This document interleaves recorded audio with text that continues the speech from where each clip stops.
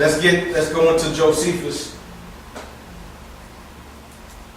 Let's go into Josephus and get some understanding behind that. Go ahead and call the book, the chapter, the verse. This is Antiquities of the Jews, book 12, chapter 8, and I'm going to read verse 1. When these things were over, the nations round about the Jews were very uneasy at the revival of their power, and rose up together and destroyed many of them, as gaining advantage over them by laying snares for them and making secret conspiracies against them. Judas made perpetual expeditions against these men and endeavored to restrain them from those incursions to prevent the mischiefs they did to the Jews. So you can see Judas Maccabeus is on the warpath right now. We're going to let him finish reading that and then prove it in the book of the Maccabees. Go ahead. So he fell upon the Idumeans, the posterity of Esau, at Arbatane. Do you know, notice how it said the Idumeans, the posterity of Esau? And why don't they refer to the Greeks as that, or the Romans? Do you know what the posterity means? How come the Idumeans are the only ones referred to as the posterity of Esau? Don't you think that if Josephus, all throughout the works of Josephus, he doesn't talk about the Greeks and the Romans as being the posterity of Esau, but the Idumeans he speaks of as being the posterity of Esau. And he was a Hebrew Israelite. Okay? So he wasn't the so-called white man telling a lie in his history book. Alright? Read on. And slew a great many of them, and took their spoils.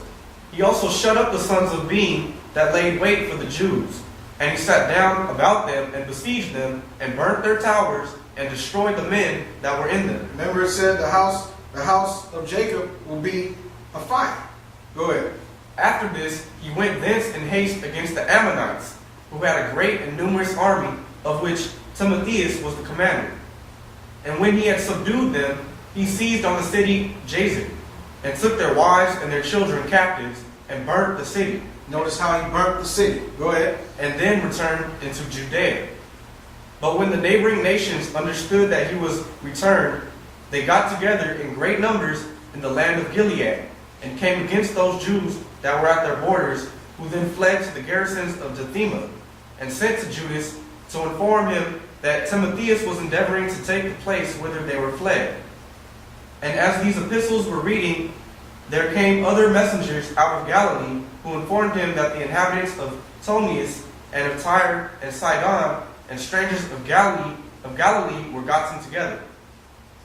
Now, notice how they mentioned strangers of Galilee. That's northern Israel. We're going to prove this further. You got more on that?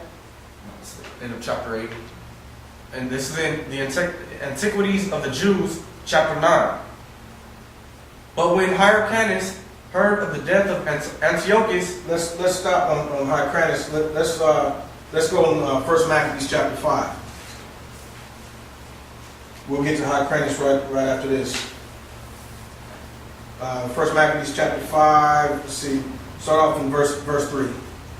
Then Judas fought against the children of Esau and Idumea at Arbatane. Okay, just like what Josephus stated. He fought against the children or the posterity of Esau. Go ahead. Because they besieged Israel, and he gave them a great overthrow, and abated their courage, and took also their spoils. And also he remembered the injury of the children of Beam, who had been a snare and an offense unto the people, and that they lay in wait for them in the ways. Call the verse when you read it. Verse 5. He shut them up, therefore, in the towers, and encamped against them, and destroyed them utterly, and burned the towers of that place with fire, and all that were therein. Notice how he burned the towers. Read.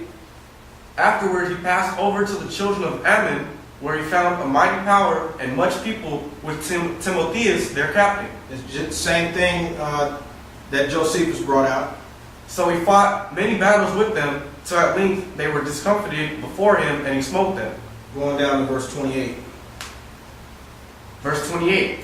Hereupon Judas and his host turned suddenly by the way of the wilderness unto Bozrah. And when he had won the city, he slew all the males with the edge of the sword, and took all their spoils, and burned the city with fire. Now where is Bozrah? That's in the land of Idumea. Read that verse again. Hereupon Judas and his host turned suddenly by the way of the wilderness into Bozrah.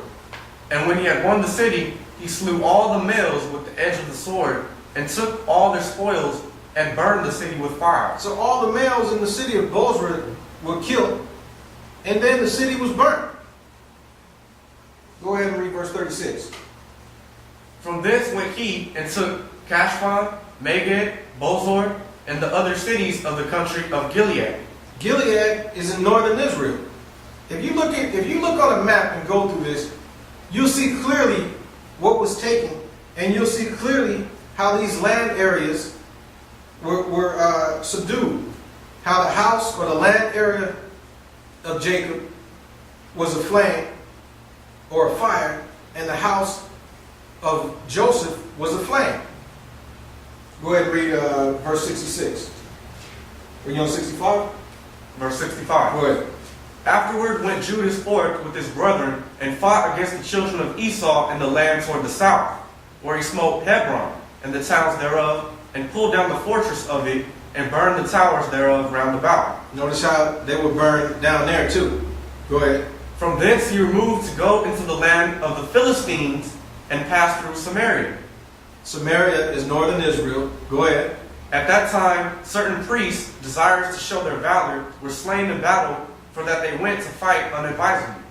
So Judas turned to Azotus in the land of the Philistines, and when he had pulled down their altars, and burned their carved images with fire, and spoiled the cities, he returned into the land of Judea. Okay.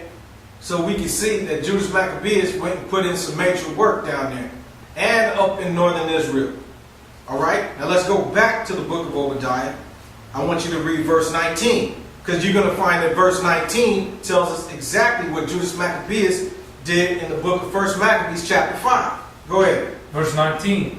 And they of the south shall possess the mount of Esau, and they of the plain the Philistines, and they shall possess the fields of Ephraim. That's northern Israel. Go ahead. And the fields of Samaria. Northern Israel. Go ahead. And Benjamin shall possess Gilead. Okay. That's on the east side of Israel, Gilead, and that's what Benjamin possessed. Read on. Verse 20.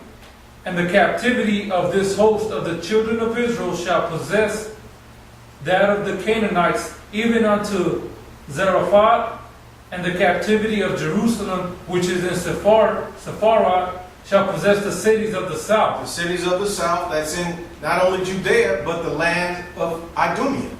Okay? And another thing, you guys, this word captivity, it also means dispersed. Do you have a definition on that? Captivity in Strong's, it means to carry away, lead away, or drive away. Okay? So it doesn't mean that, because we're in captivity right now, but it doesn't mean that these were the ones who were led away or drawn away, because you had other nations and the Idumeans possessing their land. All right, now let's go back into the history.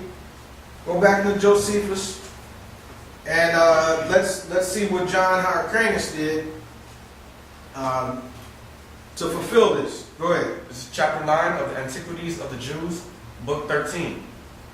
But when Hyrcanus heard of the death of Antiochus, he presently made an expedition against the cities of Syria, hoping to find them destitute of fighting men and of such as were able to defend them.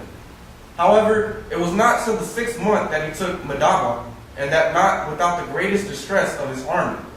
After this he took Samiga and the neighboring places, and besides these Shechem and Gerizim, and the nation of the Kuthians, who dwelt at the temple which resembled that temple which was at Jerusalem, and which Alexander permitted Sanballat, the general of his army, to build for the sake of Manasseh, who was son-in-law to Jaddua, the high priest, as we have formerly related, which temple was now deserted 200 years after it was built.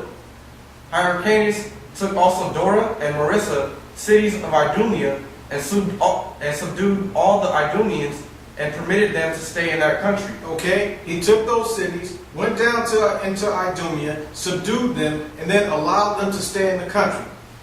Go ahead.